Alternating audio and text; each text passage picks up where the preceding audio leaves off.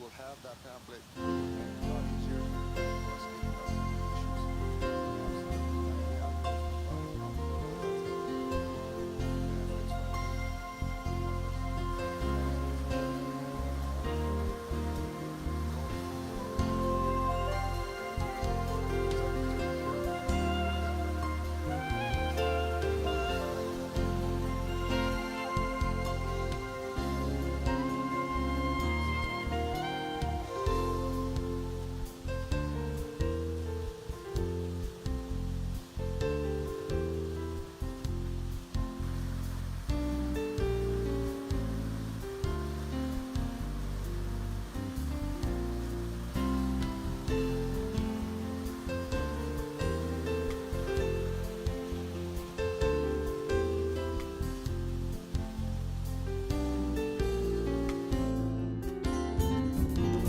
Yuba-Sutter.live's local government live streams are presented by Plumas Lake Self-Storage in Plumas Lake, where lifelong local residents are helping other residents keep things safe, providing indoor storage units, outdoor RV and vehicle parking,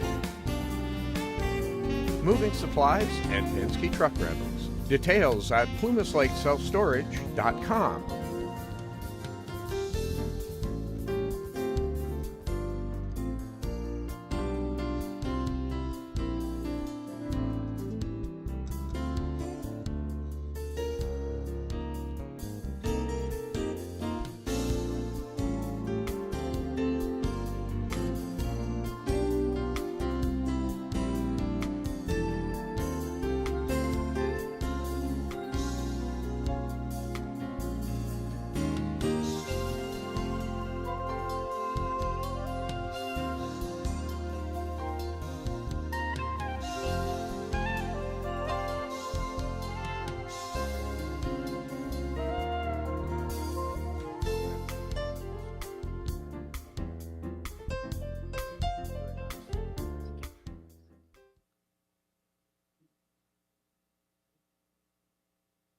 You will send us the one?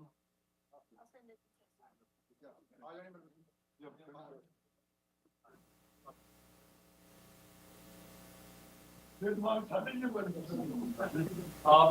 All right, where they're going out, we're next, item number 2 is Code Enforcement Officer Appreciation Week.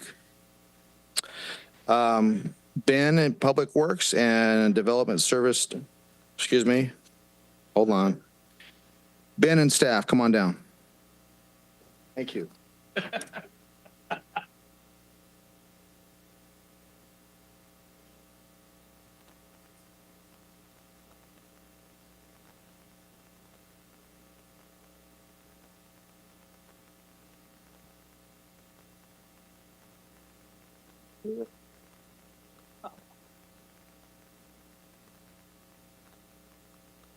Ben, you want in right here?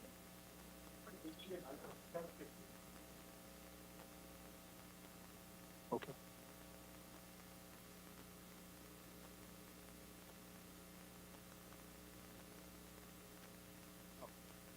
I need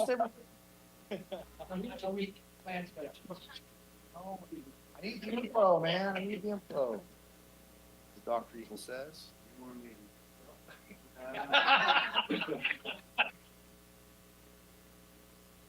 Or you're the one that's counting then, right? I told you to wait in the truck. All right. Code enforcement. These guys do a lot of work.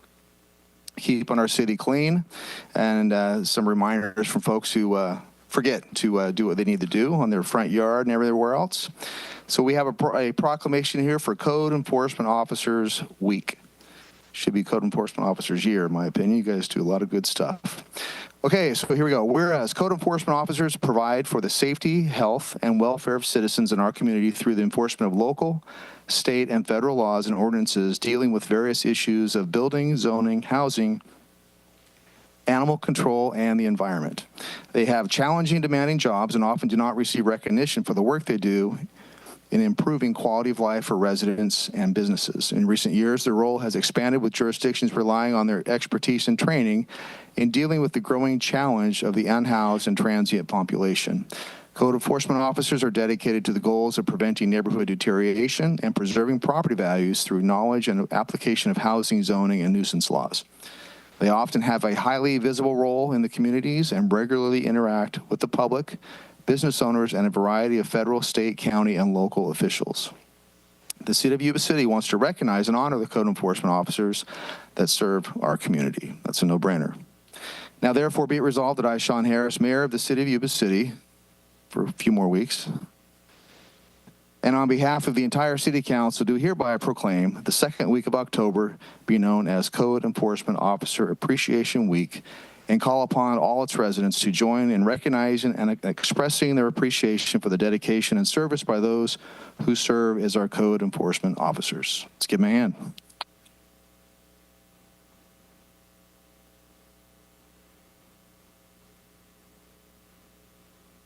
You know, so well said. So thank you. Thank you, Eric Boone, for being here tonight. Also part of our team is Bruce and Lincoln Eden on our team. And so we're small but mighty. These teams are constantly impressed. It's just amazing there's never a dull day in the code enforcement world. And but every day, it's last week, it was six 40-yard dumpsters of garbage that came out of the river bottoms to coordinating grants to clean up in coordination with Love across the city at various cleanup areas, and then just the miscellaneous vacant buildings to, you name it, trying to clean up the blight across the city. And it's really those efforts that keep the city clean, and you guys do a great job. Thank you. I guess I'll just say it's great being part of this team. We have a great staff at the city, and I love working here. Pressure's on.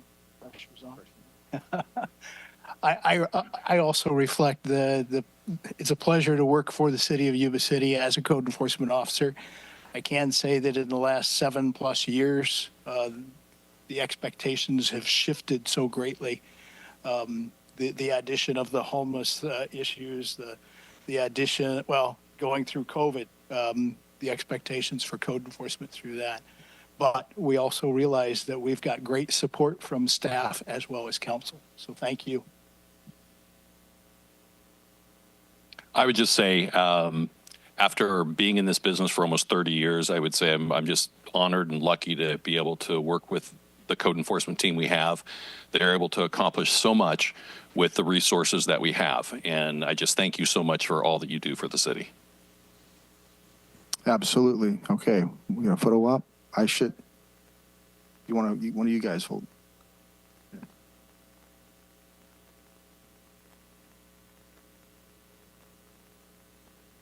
Very good. Thank you. Thank you very much. You too. Thank you very much.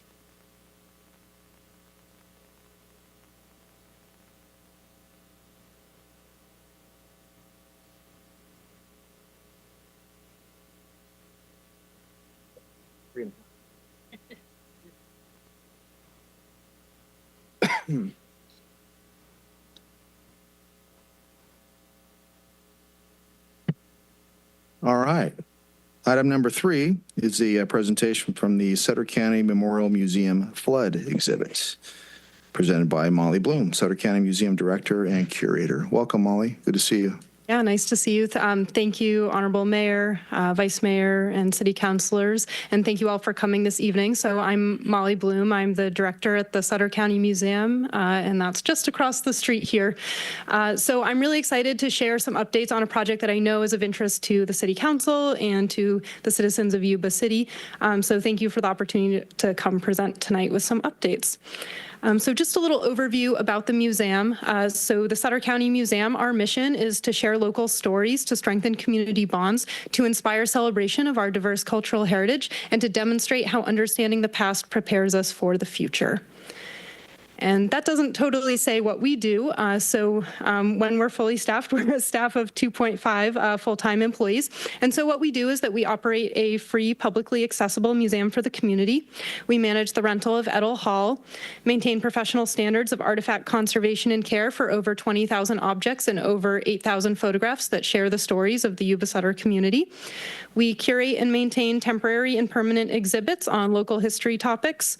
We write, research, and track grants, provide free educational programs and school and community group tours. This past year, we served about over 700 students as a part of that program. And we also recruit and manage volunteers, promote the museum, and develop community partnerships, and then also manage the museum gift shop filled with local products with many local vendors from the community. And we have a little bit of a unique organizational structure. So we are a department of Sutter County, but then we also have our nonprofit museum association. And so it's truly a partnership to make the museum run every day. So our budget with Sutter County, we're our own independent department with our own budget. So that covers our staff salaries and benefits, things like utilities, building and ground maintenance, and then other basic business expenses like insurance, postage, printing, things like that. And then the Museum Association, our nonprofit, they fundraise to support a lot of the things that you see when you go into the museum, such as our temporary exhibits, replacing and updating our permanent exhibits, our educational public programs, field trips, the gift shop, marketing and public relations, the Artisan Community Garden, which just as of today added a brand new mural made by local artist Madeline Joan Templeton, and then our membership program.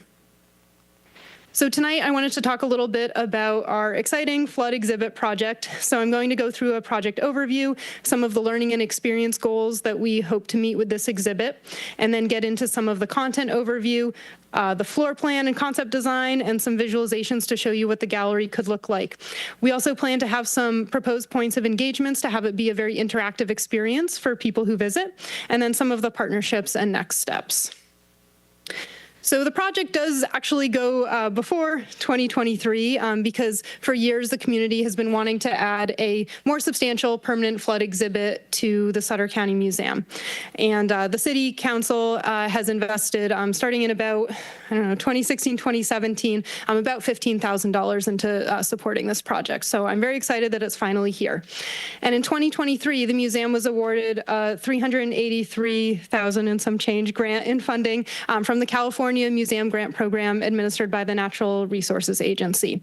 And so this project is to renovate and redesign the museum's middle galleries with content on the Nisenan, the Gold Rush and westward expansion, and local flood history. And so you'll hear me refer to it as the middle galleries a few times in this presentation. That's because it's just in the middle of the museum. And so you'll see we have some pretty lofty goals for this space. I'll let you keep in mind that it's about 748 square feet. So we're really excited with all the ways that we're planning to pack some content in there and make every inch count.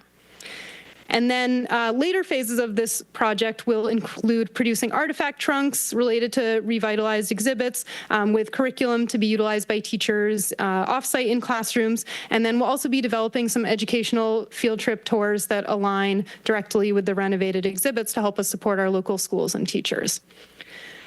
So the overview for the exhibit is to cover those three topics that I mentioned, but the through line between those topics, because at first glance they might seem diverse and different, but the through line is really that it's about the, deeply informed by the personal experiences of community members, both past and present, and how Yuba-Sutter has evolved based on the changing relationship between people and the landscape. So all of these topics, the through line is really about the interaction between humans and the landscape and how we explore things like resilience, reciprocity between humans and the land they call home, the stewardship of that land, and then recovery as well.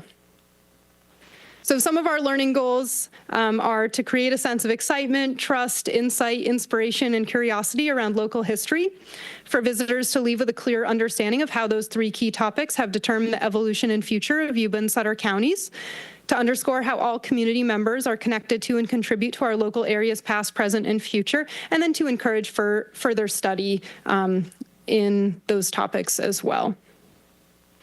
And in terms of what we want visitors to experience, which is a little different from what we want them to learn, is we really want to make sure that we're allowing for both individual and group learning moments and opportunities that can help reinforce how all visitors are contributing to local history. We also want to provide a variety of different types of experiences and then offer learning opportunities and interactive components that really resonate with different age levels and learning styles. So there really will be something for everyone to enjoy and explore, no matter if you're a 5-year-old or a lifelong learner. And for our content overview, again, we hope that we will be able to fit all of these in, but we hope, to do the best we can with the available space of that 750 square feet. But so this exhibit will explore the first peoples and past lifeways, as well as a changing lifeway with the influx of European settlers and the population boom of the gold rush, and then some exploration of first peoples of the present. Then we'll also be looking at the westward expansion in the gold rush, mining and the early impacts of that on landscape and society, and then moving into a large section on historic floods, and then risk and resilience to leave people with a sense of how you can contribute today and how you can take what you've learned home with you. And so this is that 748 square feet of space I was talking about with the floor plan, just to give you a sense of that space. So the First Peoples exhibit will be where the current Nisenan exhibit is in the museum, and then we'll be expanding those areas on the Gold Rush and then creating a brand new flood exhibit. So the room will have some cohesion, and it'll all be located in this one space for visitors to enjoy and explore. And then this is another image of that floor plan in 3D. So you'll also see, some of those openings and some of the ways that people will be navigating through the space. Then we get into some of the elevations, which show us a little bit of the color. So this is looking toward the First Peoples exhibit. And so the exhibit designers, they really worked with us. We had some opportunities for community feedback already. This is another presentation where I'm glad to be getting some feedback from the community. But they wanted to do some creative things like using white oak to call to the native valley oak of this area. And so incorporating in some of the materials used some things that really tie to Yuba-Sutter and Yuba City. Then we're also looking one way at the westward expansion in Gold Rush. So this will be a wall of flip panels that people will be able to open. So it's basically a photo mural, but those it kind of layers in the different opportunities for activities. So some of those panels will be able to open, the smaller ones, and they might have objects behind them, or they might have prompts or questions or historic photographs from our collection. So again, lots of opportunities for people to engage and explore. And so this is the wall that, if you're familiar with the museum, is up against the agricultural wing of the museum. This is looking at the flood exhibit, so you can see it mirrors the design that we saw in the First Peoples exhibit, again, to make the room feel cohesive. But another thing that's happening is using color to help distinguish some of those zones, so that will help people navigate the space. So even though it won't feel too disparate to be in different sections of the exhibit, the color will help signify you're kind of looking at a different content area. And so we see things like, this is a concept design, so it might, not all the pictures are set. These are just examples of what it could look like, but we plan to have some photos, perhaps maps, graphics, images on the walls. And then that front part, which we'll get into a little bit later, is it's called a rail. So it's sort of like a countertop that will have some interactive activities and things for people to explore as they go through the space. And then this is the final wall, looking back at the main gallery, which is where we have our temporary exhibits currently, if you're familiar with the museum. And so you'll see some sort of little feedback activity. I'm going to try to, yes. So you'll see a little area for a feedback activity. So we envision something where people would have prompts and be able to leave some comment cards, maybe about what they learned or ideas they're going to take with them, or maybe sharing some of their own flood, fire, Gold Rush stories, maybe Gold Rush stories. And then this is the part where I think you can really see what it looks like as we get into the gallery visualizations. So again, with this concept design, you can see what it might look like when we have it populated, filled with people. You can get a sense of that kind of interpretive rail I was talking about that will have some interactive activities there. This flip panel wall that we talked about, where people will be able to open and interact and view objects or additional information. And then we haven't talked much about it, but the idea for the final version would be to also have this central map that would have some sort of components for interactivity. So we've been looking at things like projecting different images over it, maybe buttons along the side so people could kind of play different programs that would help teach a little more about the changing landscape or about the flow of water during different historic flooding events. And this side is looking a little more at that westward expansion and Gold Rush Wall, but it also points out another element of this design, which is this idea of this inlaid floor, some sort of special floor with graphics that we hope would be in the final version of this exhibit. And it would include the greater Yuba River watershed, and so it gives a sense of the way the water would flow. But what I really love about it is that it's something that even if you're really little and you can't reach the counters, even a really young kid would be able to explore something in the exhibit. And then it would also be a teaching tool kind of for us when we're giving tours of the museum, we're bringing out-of-town visitors here, and it will really help. We hope that this, as well as the central map, would really help people navigate like where we are, where we're located, because when you're just standing in a museum, you know, you could be anywhere, but this will help locate visitors really to here. And then this is looking back at the Nisenan exhibit side. And so I wanted to just point out a couple things. So this really gives us some good examples of some of those interactives I was talking about. You know, this idea of some natural resources, things that would be used by the first peoples of the area, the Nisenan. This basket idea is an interactive for an interactive weaving display where there'd be some sort of structure of a basket, and then people could weave along the outside to mimic kind of the unique weaving styles that are done in this area in historic basketry and present day basketry. And then things like flip books, other little activities where people could again, have more information. So we have a lot of information to cram in. The word counts are tight. The images we can use are limited just in number. But these are some clever ways with flip books and things like that to add a little more content along the way.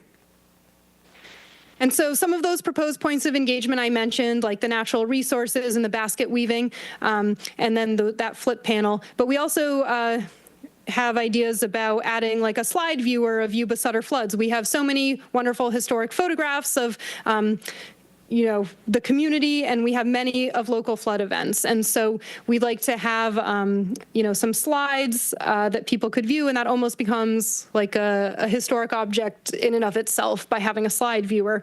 And then the flood of 1955 kind of family scrapbook, it can be made to look like a treasured family heirloom filled with some of the photographs and newspaper articles, letters, documents that we have in our collection that could show people a little more detail about, you know, the very historic and well-known flood of 1955. Then we also have lots of video and audio recordings of local floods. And so we want to have a viewer where people could maybe listen on a receiver or view on a tablet to see some of that content as well. And then also, as we think about resilience and what people can take away, these slide panel activity where people could maybe look at a disaster scenario and slide over to see solutions or ideas or ways that they could prepare. So that just brings people right up to present day as they go through the exhibit. And then that feedback and reflection station I mentioned earlier, where people will leave comments about what they learned or respond to prompts about how they could plan or some of their own personal stories. And so I wanted to talk a little bit about partnerships. As I mentioned, you know, we are a small museum, but we're fortunate through this project to have a substantial budget to bring this exhibit to fruition and work with professional exhibit designers who are well known around the world, and professional exhibit fabricators who are located in the Bay Area, which saves us a little on some of the transportation costs. And so the fabricators, they build the exhibits, they work with artists and museums like us to build very complex, unique, specific things. Every time they do this, they're creating a new they don't have templates, they're creating something new, special just for us.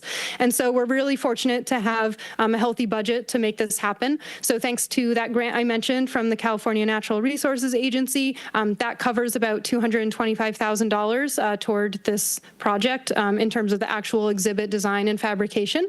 And then the city of Yuba City has generously given $15,000 in past years to support this project that will help us bring this to becoming reality. And then additionally, there was $15,000 from previous funding from Sabufka and the United Auburn Indian Community of the Auburn Rancheria that I think actually maybe was in partnership with the city as well. That's also available for this project. And then the Sutter County Museum Association, our nonprofit that I mentioned, they are also contributing about $45,000, possibly more, for this exhibit. And so that really comes from the community. Those are the memberships that people buy. Those are the gift shop purchases that people make. That's donations dropped in the donation box. And for people who attend our annual fundraiser, Trees and Traditions, and participate in other fundraising activities throughout the year. So unfortunately, I did just want to mention that the budget doesn't include the two remaining elements that we hope we would be able to fundraise and include in a later phase of that central map and the proposed floor. But luckily, the rest of it is going to be really cohesive and get to happen all at once for the community while we work on the next phase of the project and bringing the rest of the exhibit here. And then I also wanted to take some time to thank a lot of the project volunteers. We have a lot of people in the community who have been dedicating their time for this project.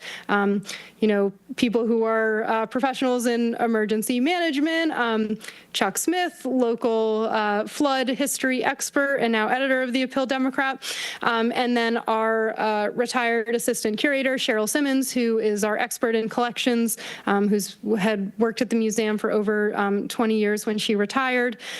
Phyllis Smith, our president of the Museum Association, and David Rubialis, retired professor of local history from Yuba College. And so we've had a lot of people, and many, many more, but there are just a few people I want to mention as well for their work on bringing this project and making sure that our content is really solid and able to serve the community. Then in terms of next steps, I'm in the feedback phase. So I've been doing a few presentations like this. And so we've had opportunities at the museum and elsewhere for people to give feedback about the project. And we're moving into starting to really develop that content and locking that down and then the plans will be finalized. The exhibit will be fabricated, built. It will be installed in the museum, and then we'll have a grand opening. So that will be something to look forward to. And that we expect that will happen before the museum's 50th anniversary, which is April 2025. So stay tuned. It's coming soon, and there will be lots more, lots of new great things for people to enjoy. And then, as I mentioned earlier, in the later phase of the project, we plan to be developing those school and field trip programs. So we're halfway through this 3-year project, and so there will be more to see. But I'm really excited that the exhibit is coming soon, and it will be here for everyone to enjoy. So thank you again for your time and for letting me talk for so long tonight.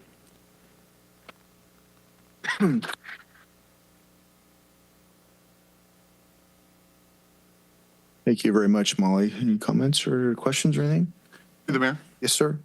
Thank you for that presentation, Molly. I understand that you have an event coming up in December. Would you like to talk about that? Oh, yes. Thank you. Yeah, so I mentioned a little bit about some of the fundraisers that the Sutter County Museum Association puts on. So on December 6th, we will have our annual Trees and Traditions fundraiser, which is our big fundraiser of the year. And so that's a night of, raffle, auction, silent auction, live auction, food, drinks, a chance to be merry, local music, live music. And so we hope people will consider joining us. Tickets will be on sale in November. And this is our annual fundraiser. And proceeds from this help support our exhibits and programs like what we're talking about today. So yeah, thank you for that question. All right. Thank you very much. Move on to do item number 4. Sam Brannan Park update.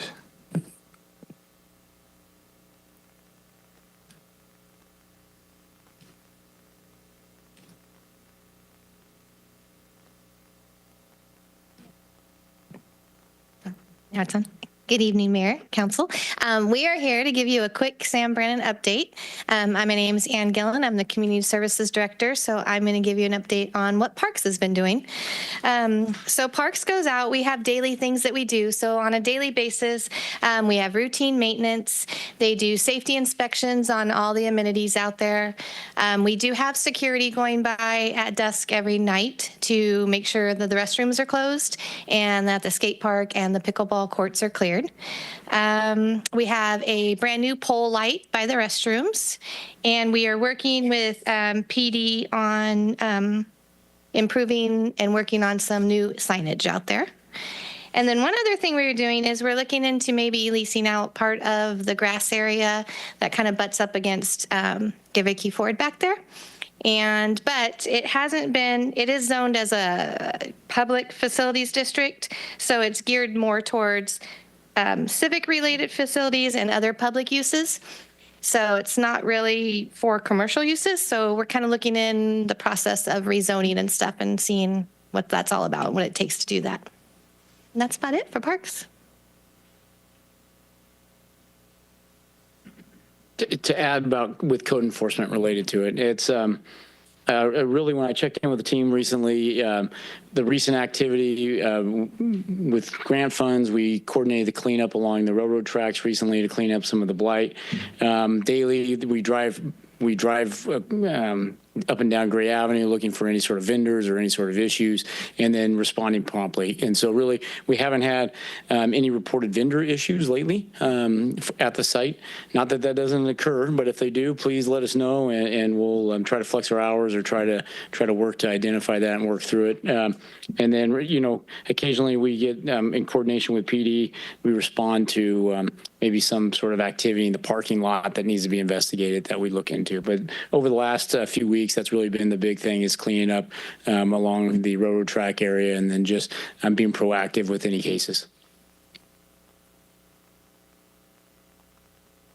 Evening, Council, Mayor. From the PD end, we've done since September 1st about 56 security checks of the park, and those are like the ones that we call out with dispatch. That doesn't include traffic stops we conduct in the parking lot, pedestrian contacts in the park and in front of the park. We've made 7 arrests for various violations and issued 9 citations. Kind of the barometer for me that things are getting better at Sam Brannan, knock on, I think this is real wood. My email and voicemail box are not blowing up, so that's a good thing. So any questions for the PD front of things? Not for the PD, I do for Ann. Go ahead. Not letting you off the hook. Yes. Just curious, because it looks like whenever I go by there, pickleball courts are used. Do you guys track usage for both the pickleball and the bocce ball courts at all? No, we don't really track. Dylan does pickleball. We don't track pickleball, but it is used every night, Dylan. Yeah. And then when's the pickleball club out there? Like every night? Okay, so Monday, Wednesday, Friday morning, the pickleball club uses it. And then in the evenings, there's just groups of people that come out every night. Usually the same people come out and use them every night. So they're used a lot. Bocce ball, we haven't really seen too much usage on that yet. But pickleball gets used every day of the week. And how about, I know that we invested nicely in the bathrooms. Yes. Any issues with vandalism there yet? I mean, so far, that's awesome. Yep. Perfect. At the beginning, we had a little rough spout, but then got that figured out. And then, like I said, we had the security going out every night and making sure that it's locked. It is automatic lock, but there were things you could do to keep it from locking. So security is making sure it's locked every night. Excellent. Thanks. Through the mayor. Thanks for those questions, Mark. It's right in the middle of my district, so I have a real vested interest in this. I've been by several times, and the pickleball thing is contagious. They've got time set that they rotate in and out all the time. I wish we had more pickleball facilities. It'd go over really well. I've seen the police officers. I've stopped. I've talked with them. The presence is there now, and they see it. I was speaking with some of the pickleballers when I walked on court, and they saw a very improved aspect of controlling that clientele, let's say, that frequents the park. But I haven't seen a lot either about the bocce balls a whole lot. And I go by there 3 or 4 times a day. So no, it's improving. Thank you, PD chief. You're making a difference, and so. Well, I know the parks guys work really hard out there, so. Great, thank you. Thank you. Very good. Good. All right. We will move on to public communications. Item number 5, appearance of interested citizens. You are welcome and encouraged to participate in this meeting. Public comment is taken on items appearing on the consent calendar or business items on the agenda when they are called. Public comment on other items within the scope of the city's jurisdiction, including items not listed on the agenda, will be considered at this time. Public comment is limited to 3 minutes per speaker. Members of the public submitting written requests at least 24 hours prior to the meeting will be allotted 5 minutes to comment per speaker. Repetitive comments may be limited, and large groups are encouraged to select representatives to express the opinions of the group. I have one speaker card with advance. Christy Macy. She's not here. We'll go with the other one, Jeff Stevens.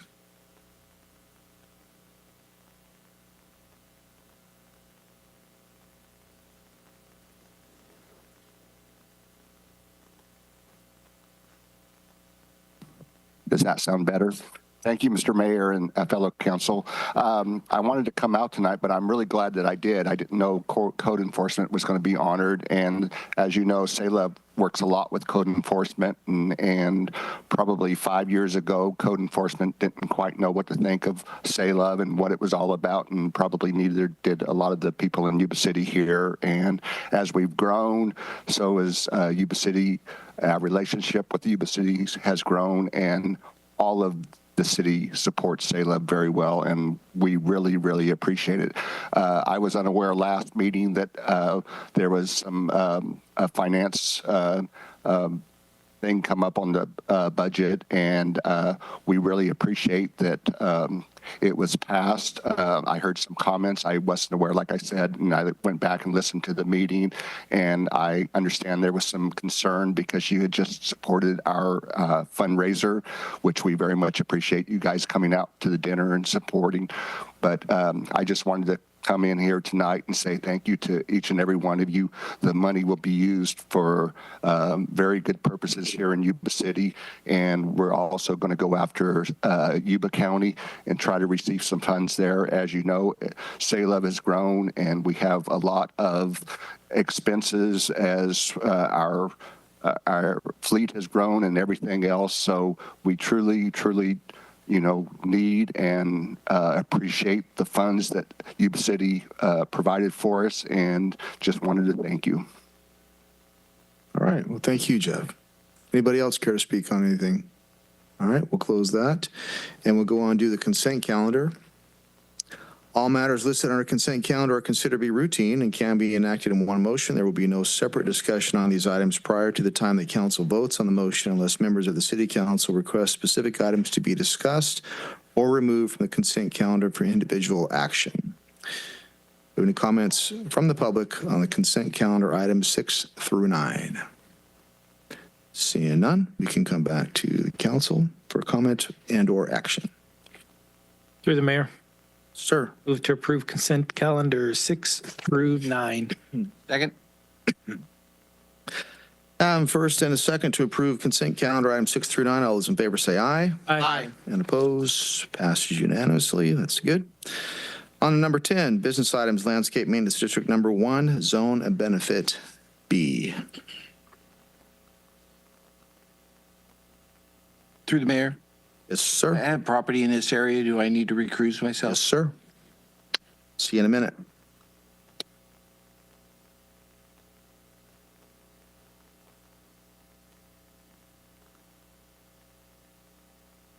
Thank you, Mayor and Council.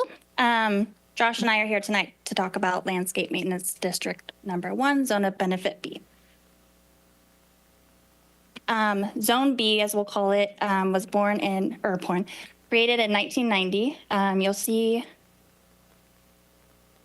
You'll see the black outline. This is the district outline. It is in the south part of town.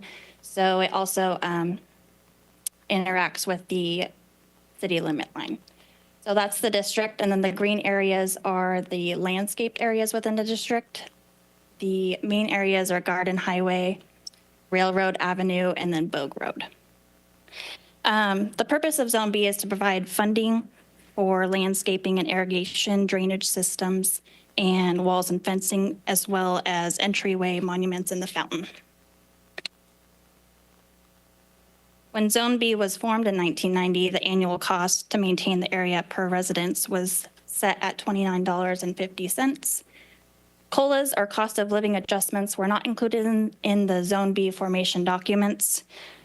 This is the only district, both Zone A and B, that do not have COLAs in their documents. All the districts created after this one had COLAs in their documentation. If we took $1990 and put it into $2024, it would go from $29.50 to $71.24. And since the rates cannot be increased, we have had to reduce the level of maintenance in the area. These are a few examples. These are both on Railroad Avenue, just a lot of overgrowth, as well as the fountain here that's on the corner of Shanghai and Garden Highway. Over the last 16 years, at least, the city has tried to address the problem of the funding shortfall. In 2008, the city went through the Prop 218 process to try to increase the budget. The majority vote was not received, so the rates had to stay the same. We did pull up the results of that. 892 ballots were received, 238 votes voted yes, and 654 voted no. With the Prop 218 process, it has to be over 50% yes to pass. So obviously that was a big difference. So it was about 24% yes. In 2020, staff sent out letters to all property owners and residents, letting them know kind of the issues with the funding shortfall, and no responses were received at that time, so nothing came of that. This year, however, in August, we partnered with Say Love to send out letters. We got more of feedback on that, and we invited them to a community meeting in September, where Josh will talk about next.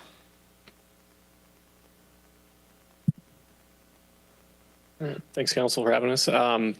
So at our community meeting that was held a couple months ago, we had a pretty good turnout. From the pictures, you can see about 40, 50 or so residents from the area showed up, which compared to previous attempts is a significant amount.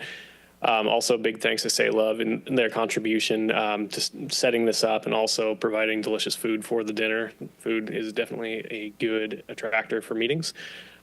So in that meeting, we discussed 4 key areas.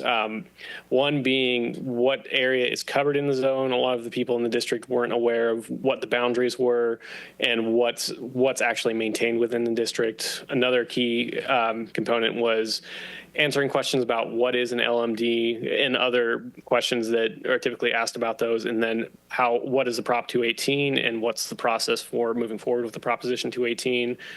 Then we talked about what the current level of maintenance is in the district and what we would propose a future level of maintenance would be had we had the successful Proposition 218.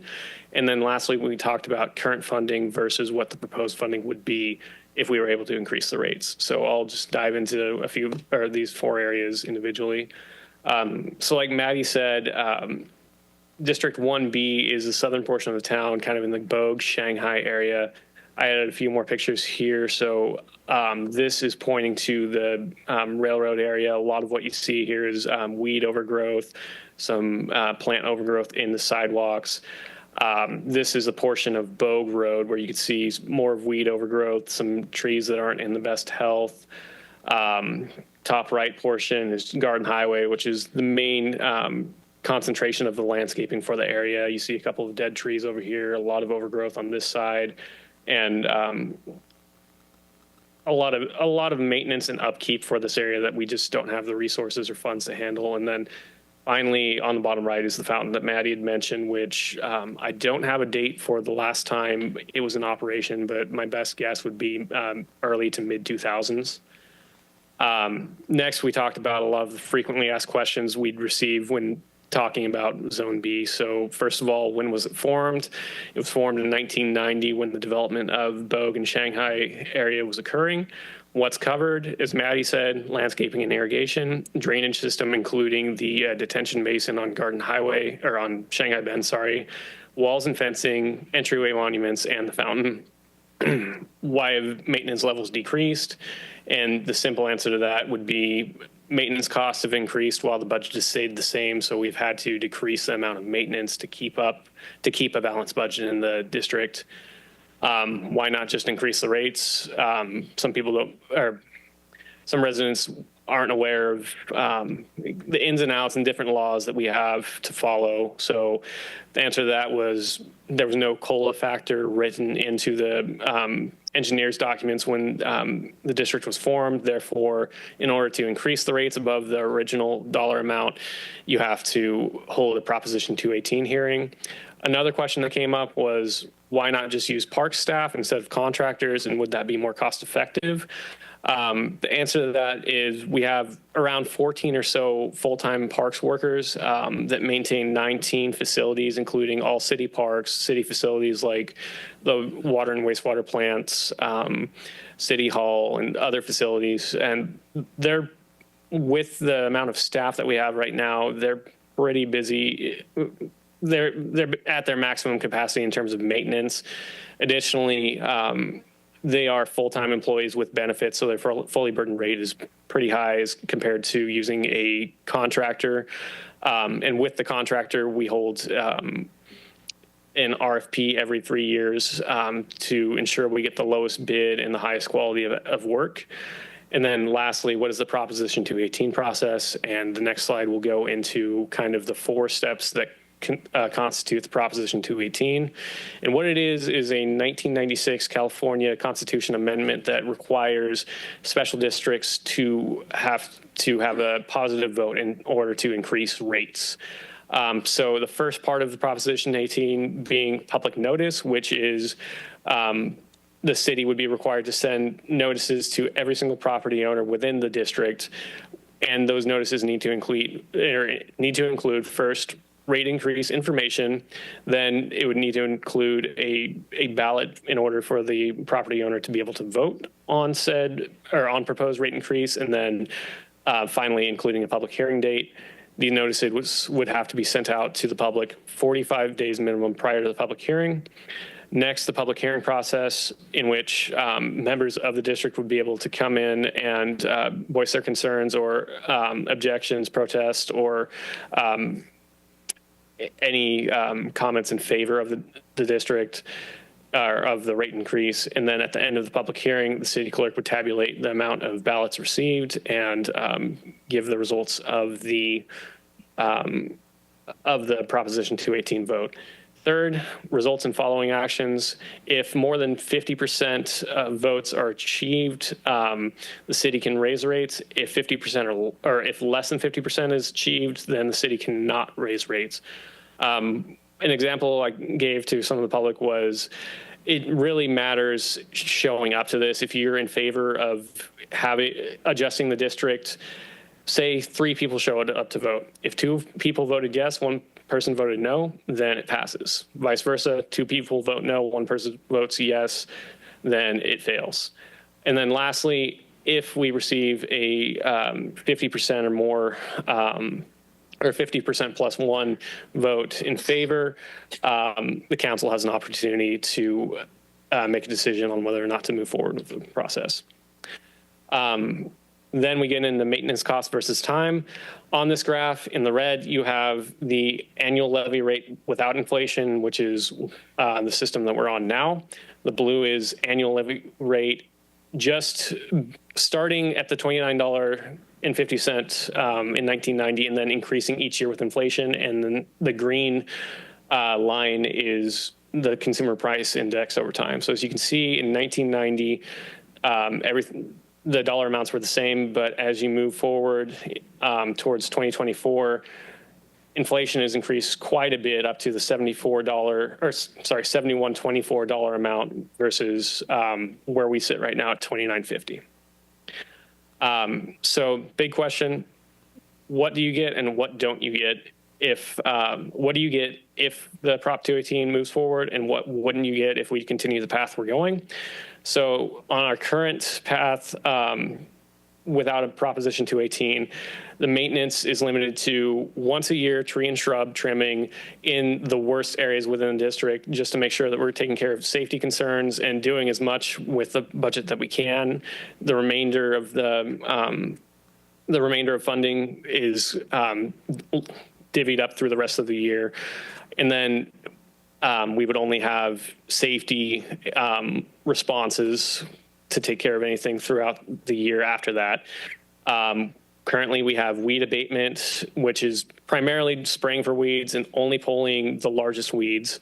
And then what it looks like moving forward is maintenance levels decreasing annually as costs continue to rise. So if we were able to increase just for the CPI, we would have weekly tree and shrub pruning over the entire zone of benefit rather than just the problem areas. We would have weed abatement and weed pulling, so spraying and removing all weeds. Regular irrigation fixes and maintenance. Currently, we aren't making any fixes to the irrigation system just because the funds don't allow it. As needed installation of mulch, decomposed granite, or whatever ground cover may be applicable in the various areas in the district. And if it were to move forward, maintenance levels would be at a consistently higher level within the area. In terms of funding, on the left is the funding scenario for the current year. Currently, we have about $65,803 in revenue. The budgeted expenses are actually at $77,253. We may have to dial that back even further to try to remain under the 65,000 cap. So right now we're looking at heading towards a deficit just to keep minimum levels of maintenance. With the CPI adjusted amount, we're looking at a budget of about $159,000, and I'll go into it on the next page, but increasing the amount of maintenance and being responsible with those funds. So on the bottom left, you have our graph, which shows the current funding. You have landscape maintenance is the brunt of it with about $34,000.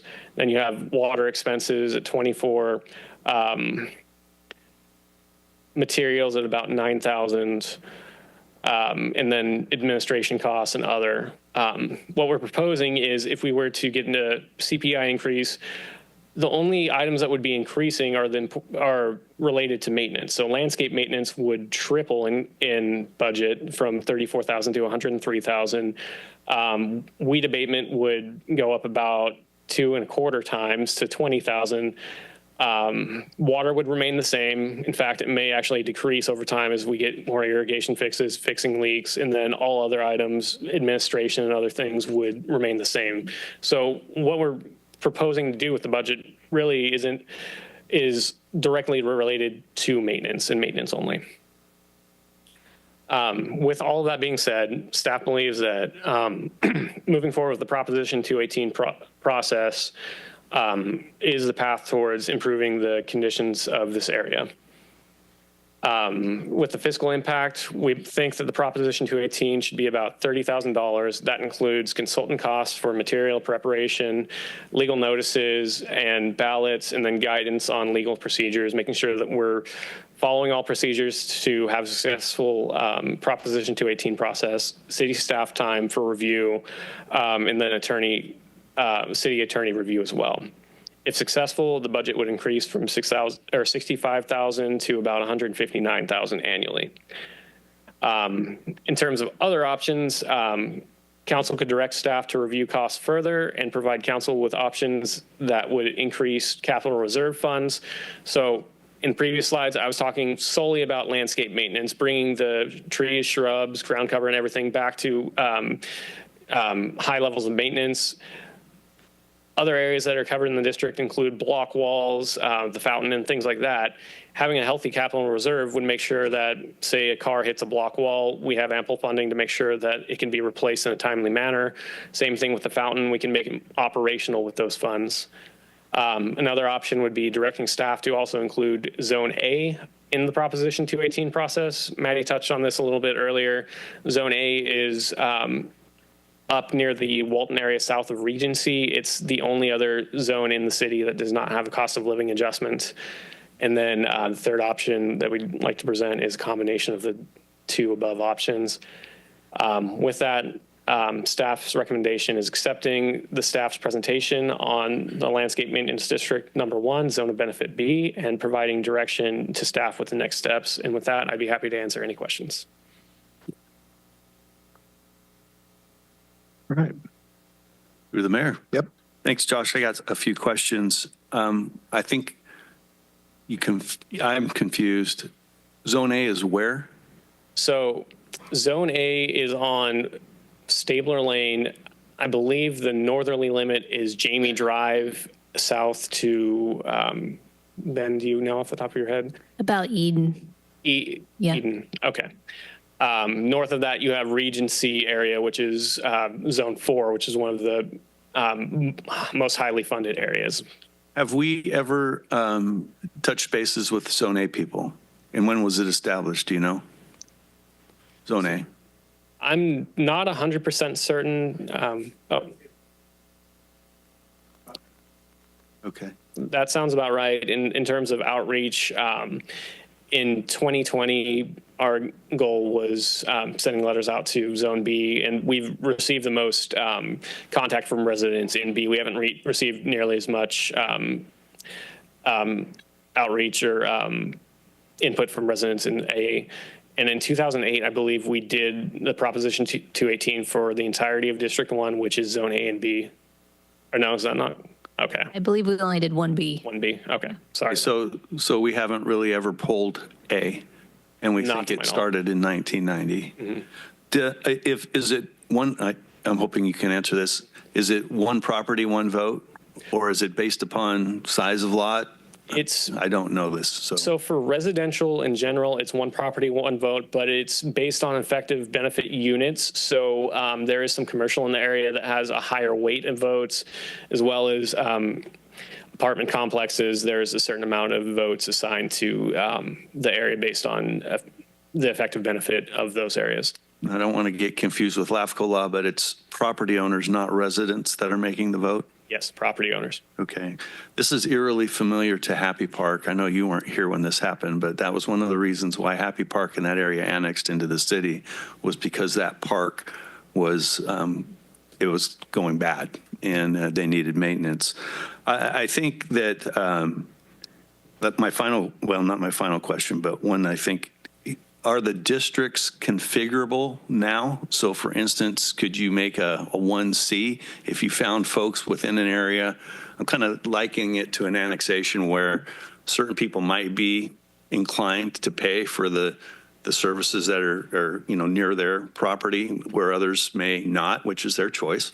So could you make a 1A sub A or something like that if we went out and did some outreach and found out, rather than go through a process that, we would assume might fail, it would seem to me if we could carve out areas that where there's support and maybe target those. Is that legally possible?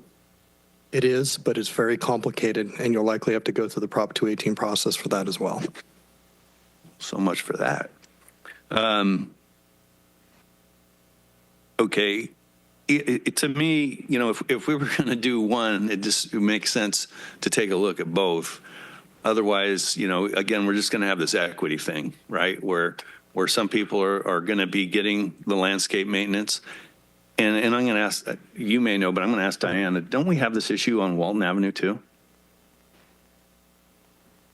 So the issue on Walton Avenue is when we annexed that area into the city, there was a maintenance district that no longer exists. So, but one of the complaints that you'll hear from property owners down there is that it is their belief that it's the city's responsibility to maintain the landscaping on Walton Avenue and also on Bogue Road west of Walton Avenue. And so that's even a complaint we heard last night at the neighborhood meeting at the park, is that's the city's responsibility to maintain that landscaping.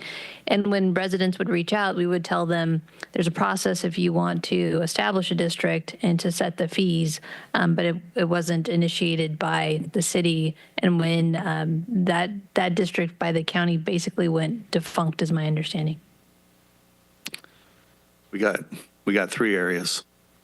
Sounds like, or not. I mean, that's an area could be a lighting and landscape maintenance district if they wanted it. It could be. I would keep probably that one separate from 1A and 1B. And the reason being is that Walton district, in some areas, people have tried to take over because the landscaping might have been actually on their property through an easement. They've put openings in the block walls. That one requires more work to establish what the actual right-of-ways and improvements would be. We'd basically be planting all new landscaping in those areas. And so if we were going to pursue that, I would do that one separately from 1A and 1B. If we were going to do one, I'd be inclined to, if we get that far here at the dais, I would say that if we're going to do if we're going to do B, we should probably try to do A as well. Why wouldn't we? Through the mayor, Josh, I didn't hear you say the response cards that we received at the neighborhood meeting. Yes, there were 21 response cards received from the meeting. 20 out of 21 were in favor of pursuing a Proposition 218 to adjust the rates upward for higher maintenance. I just think the timing right now, et cetera, I think it would be good just to take a look and see. It would probably be worth our time as a city rather than dump's the wrong word, invest a lot of money in a process that without having some reasonable knowledge of what the outcome might be. Just a thought. Through the mayor? Yeah. Thank you for that presentation, by the way. And I would like to commend the folks that moved this process forward. I was at that meeting, and I agree. When you provide food, people do show up. And a lot of them showed up. I showed up a little bit late. I was there about halftime, and I heard the whole gamut. You know, I heard, it's fine the way it is. And I heard, we desperately need help. And there's this underlying perception from people that it really kind of surprised me that they were kind of getting picked on because if they go up north to Stabler and Pease, it doesn't look like it does down closer to Shanghai and Garden. Those of us that walk or ride in that area, railroad, it needs help. And one of the gentlemen, I think staff handled this very well. One of the gentlemen's ideas like, well, why don't you just get volunteers to do it? And it took everything I could to say, when do you start? But I didn't do that. I do have a question about the block wall because I got hit by that. No pun intended. Isn't that if somebody hits that block wall, isn't it on their responsibility, their insurance to cover that? If they have insurance. If they have insurance. It depends upon their limits. Okay, so it seems to me that this has been a recurring problem at that corner then? At which corner? Well, we're talking about the block wall at Shanghai and Garden, right? That is a portion of the district. Is that what you were referring to when you said block wall? The block wall that goes the entirety from probably Shanghai all the way to Lincoln. Mm-hmm. Okay. And on Railroad.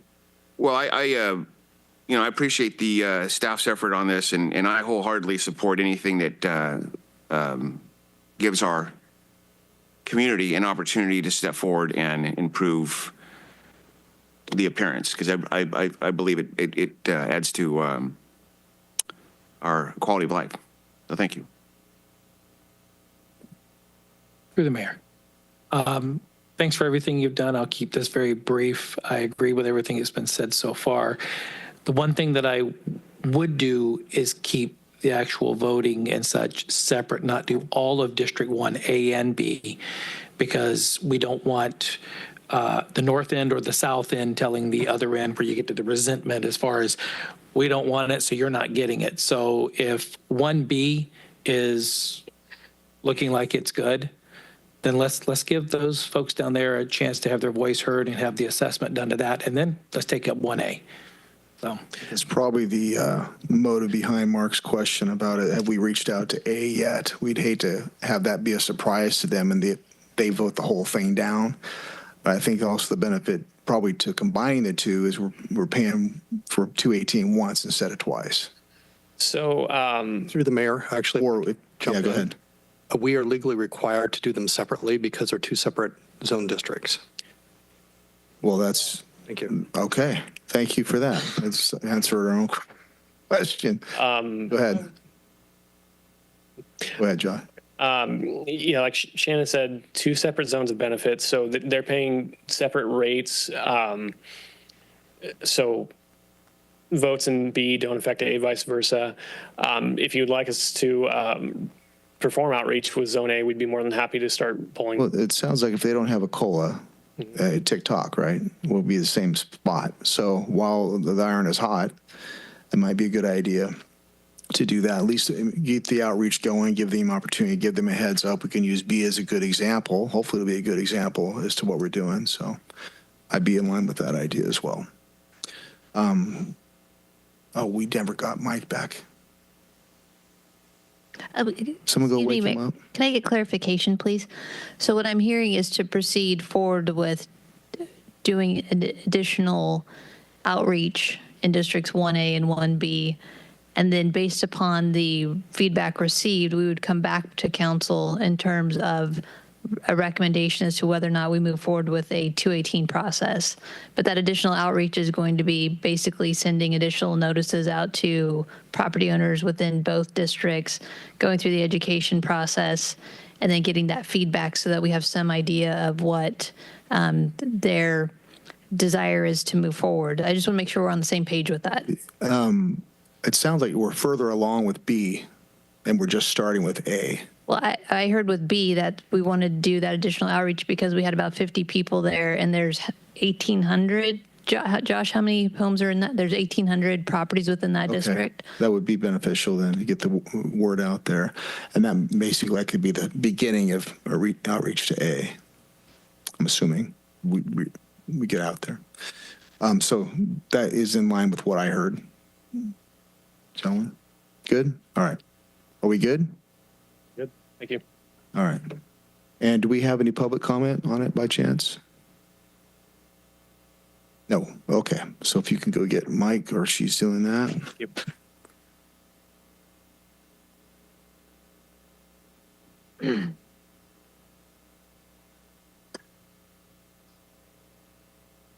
Shannon, I have another question. Based on the chart we saw up there, the amount we were taking in immediately was behind the curve. So do we have to raise the rate to what it would pay for the services at that day, or can we ask a little bit more to kind of delay another ask later on? If you bring it up to the current dollar amount of whatever that service is going to cost you, and then add a COLA, then you're good to go. It automatically adjusts forward. Okay. So even if it's $100,000 a year and you put in a COLA, we don't need to use that $29.95 marker as a start. It automatically just goes up. Pays costs. All right, good. Thank you. However, if I could clarify, one of Josh's options was to actually set the rate higher than that so that you can start to create a capital reserve. And I think that that's your question is, can you set it above what the current escalated cost would be?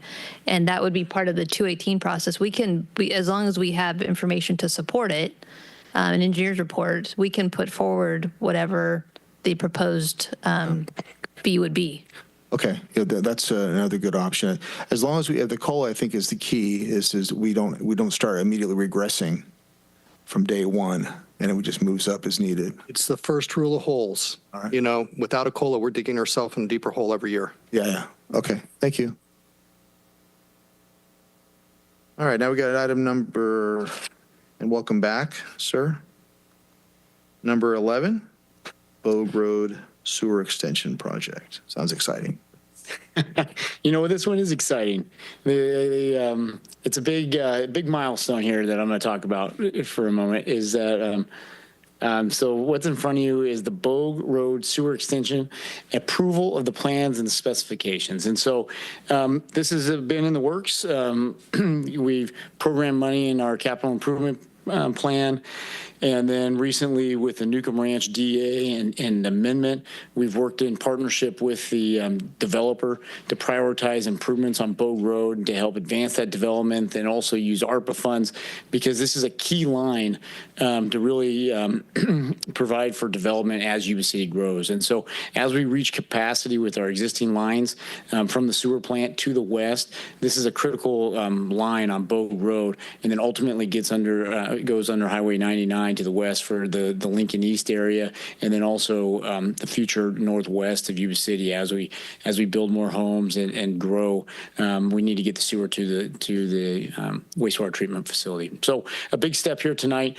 What we have going, we've broken this project into multiple phases. This sewer line is a big job. It's you're going to see some of the estimates, $5 to $6 million here, and so we've broken the Bogue Road improvements into multiple phases where the sewer is going to go in first.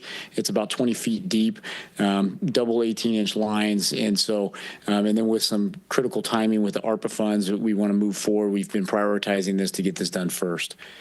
Just a quick exhibit. What this scope is, it's basically from this east edge of Highway 99 to connect into the existing facilities at Hot Railroad. There's 4 key segments. There's a lift station that basically, with it being so deep, because what you want to be able to do is have that sewer flow from your northwest, your western parts of the city in gravity as far as you can, or to reach as far out as you can in a gravity situation. It's deep. You have the gravity sewer from Newcomb, and then we'll also allow for the Newcomb Ranch development. So from everything from Stewart Road to flow north up to Bogue Road. And then there's a future master plan sewer. So there's double 18-inch lines and then future sewer for existing homes. And then we're also putting stubs to the north. So those areas that are currently in the keyhole, that if those areas decide in the future or are mandated through regulation or for whatever reason that we're not digging up Bogue Road in order to connect those to the sewer. So there's basically 4 key items. And then in the bid schedule, we're breaking that out. So then based on bids and where we land, we could come back to you with an analysis and a recommendation. So the current schedule is to award or advertise in October, award in December, and begins construction as early as spring of next year. Funding is definitely, it's a moving target with some of these lines and some of the depth of the work and the soils, and it's expensive, and so it's above some of the original estimates. But where we're putting that in.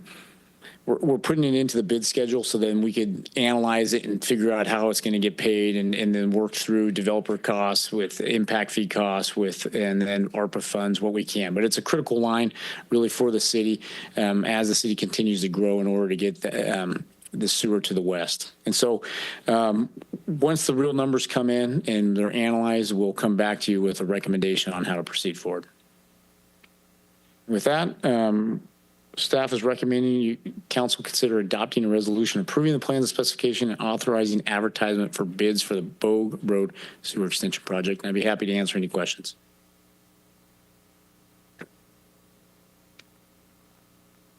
All right. Ben, just a question on the stubbing of the sewer line to the north. Is that just basically a T pipe fitting, or you actually extend it out from underneath? It gets a little more complicated, believe it or not, because of the sewer main or where the sewer lift station is.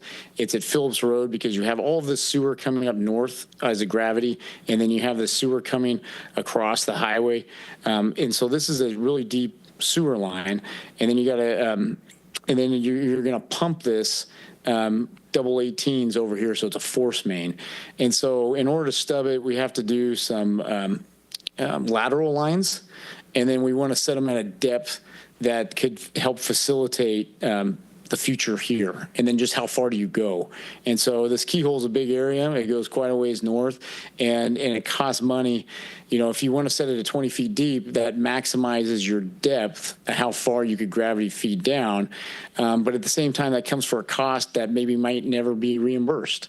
And so we look at that. And so I think where we've settled right now, we've kind of split it, is we're setting it at this mid depth, which provides us about half the keyhole for ready access. But at the same time, if those areas do come in, they would have to put a small lift station in, or they'd have to do a different engineering design at that future. And so instead of throwing a bunch of money, we don't know if it's ever going to get used or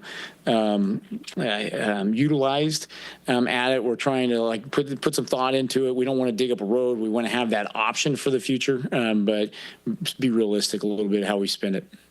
The northern half of the keyhole, they could, in theory, potentially hook up from their north.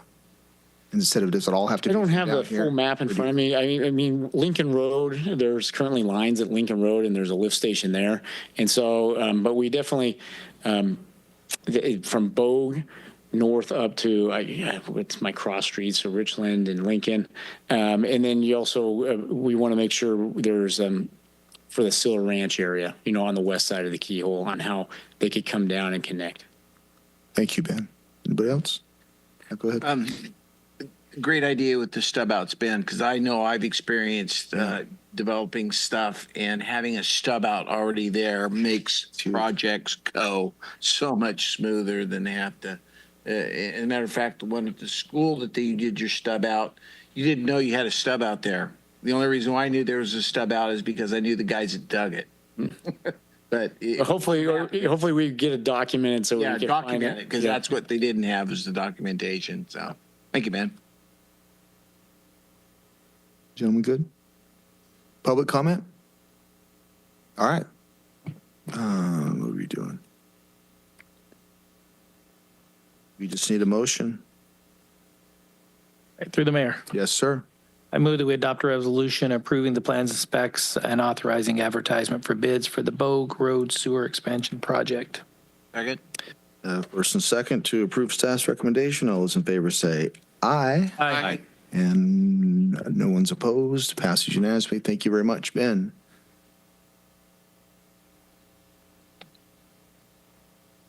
Last business item is the Nagar Khatan Sikh Parade. Evening again. Not a whole lot to report. We've received the security plan. I talked to Mr. Tiara this evening. We have a meeting tomorrow. He hopes to have the insurance certificate to me. We can't get that anyway until the last 30 days leading up to the parade. So not too concerned about that, but everything else is on track. Staff went out last weekend and delivered door to door the passes for the Quail Point neighborhood, the neighborhood that's going to be shut down for a period of time to resident only traffic on Friday, Saturday, and Sunday. Very positive feedback from those folks. Happy that we came out door to door to kind of explain the process, and that we're not going to be keeping people out of grandma's 80th birthday, and use some common sense and good judgment to get people in and out of there. And the rest of the notices have gone out to the impacted areas, with some more notices being hand delivered to another area out in District 2 this week as well. So are there any questions that I may answer? Mayor? Go ahead. Chief, one question. I understand that there's going to be posted no parking along 20 this year on the event, and with the intent in towing if people...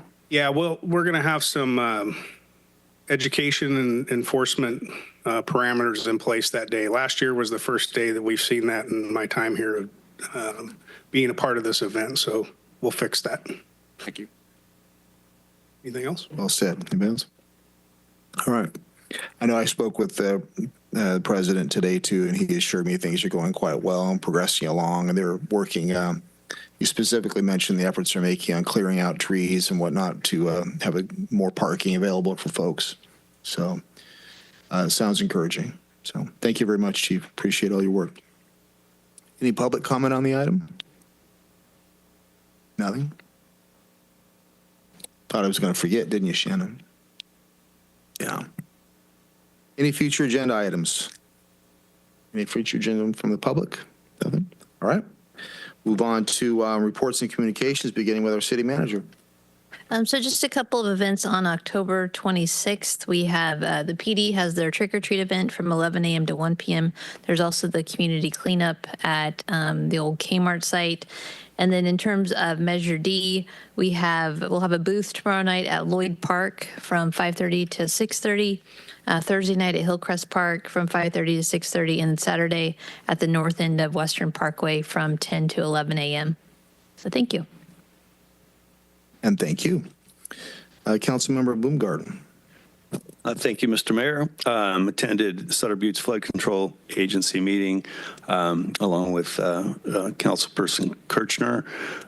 Really, the big items here were just a continued report out on the projects they have going on, and one of them involves the Shanghai Bend area. And I know that I know Wade's a little bit more knowledgeable about this, so I'll save that for him. He's been involved.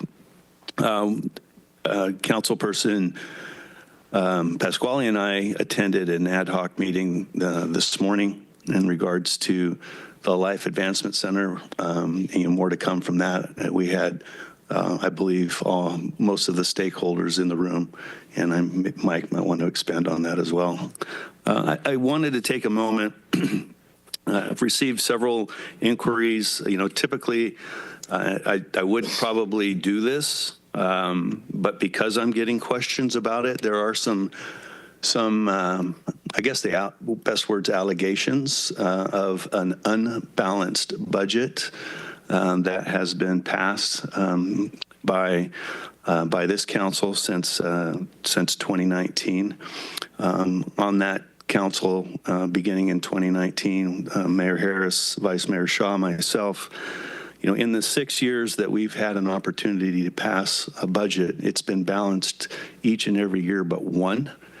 The 1 year that it was not balanced was the COVID year. And you might imagine why it might not have been balanced there, because we were sort of in no man's land wondering, what our revenues were going to be. We knew we had expenditures, but we, with staff, our staff stepped up to the plate mightily, and we quickly got right back on track and have a balanced budget every year since then. So again, the allegation is that we have not had a balanced budget. That is, in fact, not fact. Thank you. Amazing how that stuff gets said when it's so easily rebutted. But anyway, all right. Councilmember Kirchner. Thank you, Mayor. This month, or last couple of weeks, Gilsizer was canceled with mosquito. They're starting to wind down because the weather is starting to get cooler. We approved three trucks for use for the district. We also had the quarterly review for the district's defined benefit plan.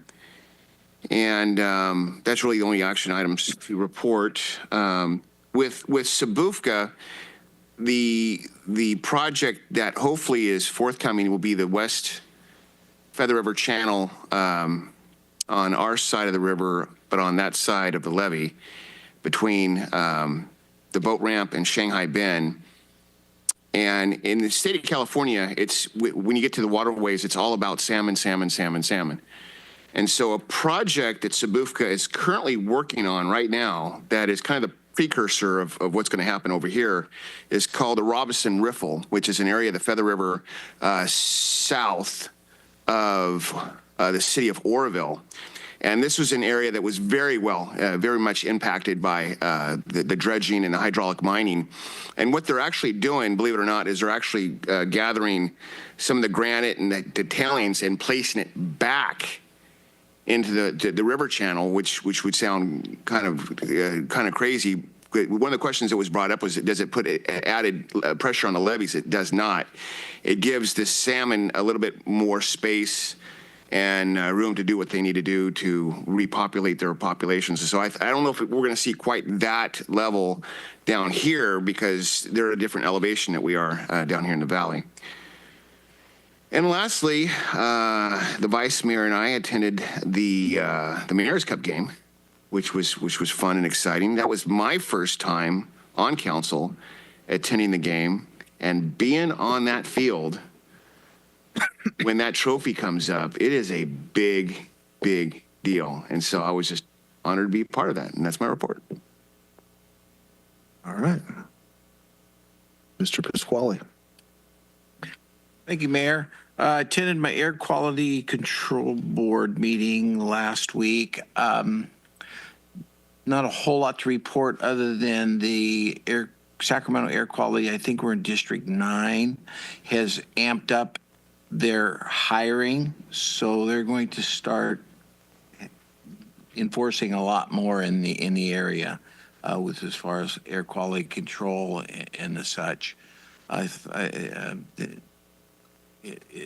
We're in a pretty good spot from what I understood from the report, but they're adding more people. So just beware, friends and family. Don't make dirt and dust and smoke.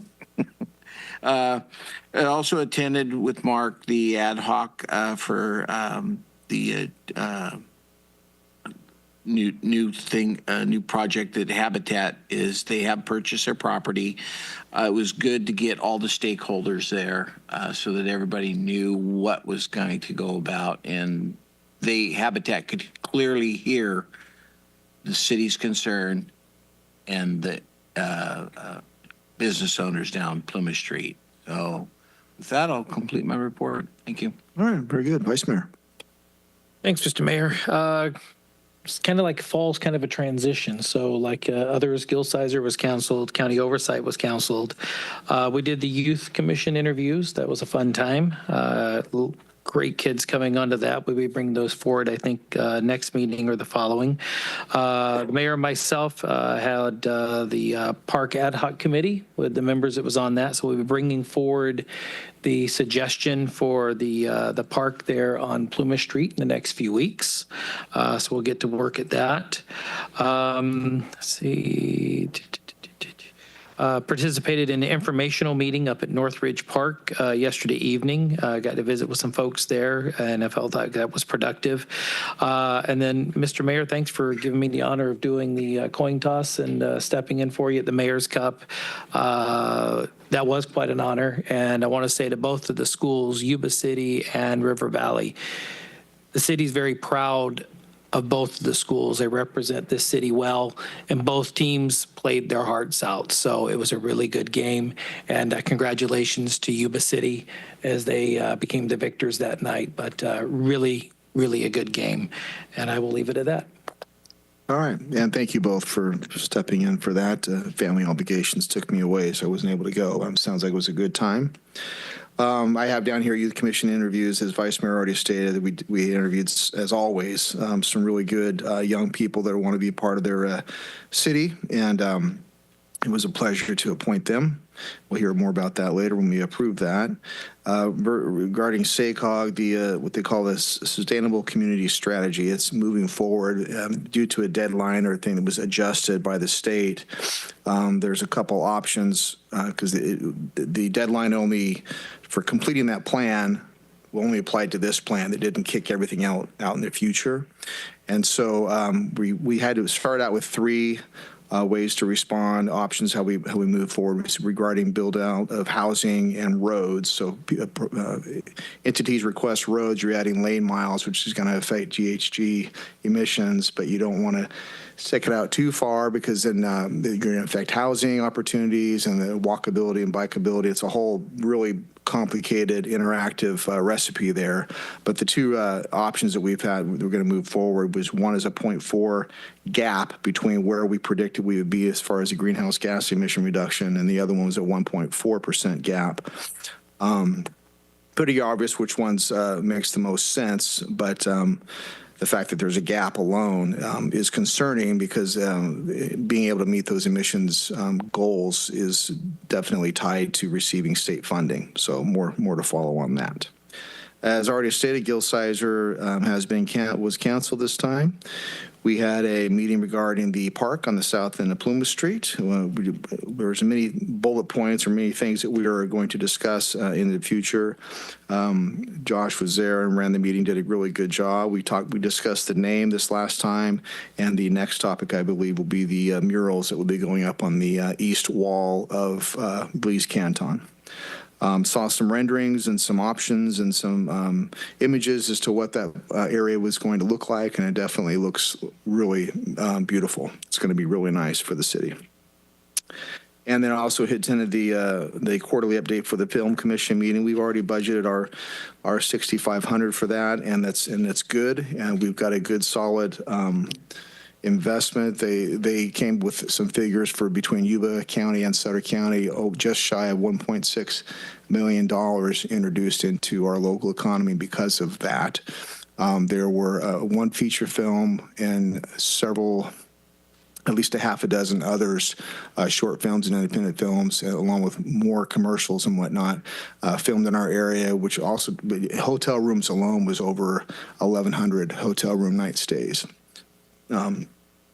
Plus everything else, the food and the employment opportunities, and it was just a good thing. So doing the math as far as the tax on that money that we received and how much of it was spent in Yuba City, I still had a struggle with getting the detail that I would like to have to bring back here for their presentation, but they're going to do the best they can to show us what the ROI is. And there definitely is one. So more to follow on that as well. And I believe that is it for me. So unless we have anything else, we're done for the night. Thank you very much. Yuba-Sutter.live's local government live streams are presented by Plumas Lake Self-Storage in Plumas Lake, where lifelong local residents are helping other residents keep things safe, providing indoor storage units, outdoor RV and vehicle parking, moving supplies, and Penske truck rentals. Details at plumaslakeselfstorage.com.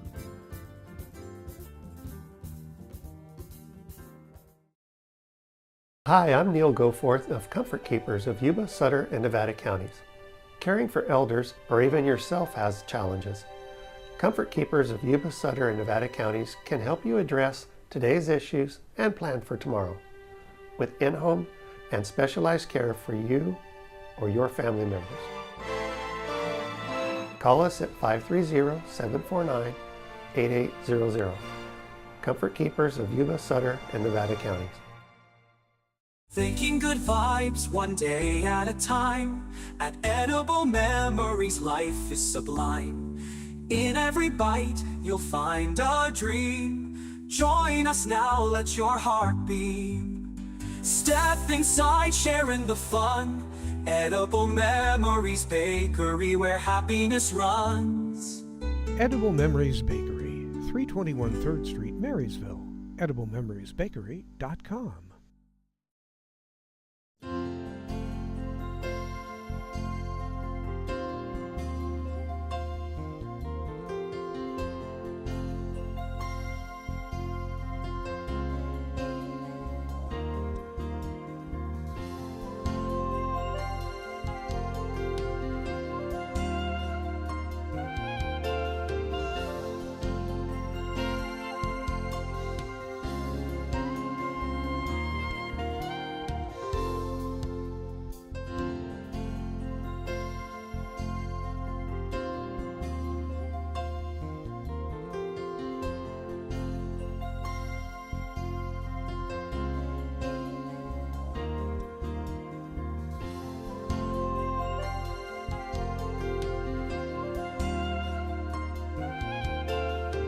In the heart of the valley, we rise so bright, where the news flows freely in the morning light. Yuba-Sutter.live, where truth comes alive. Every Tuesday's a journey, it's where we thrive. Watch it unfold.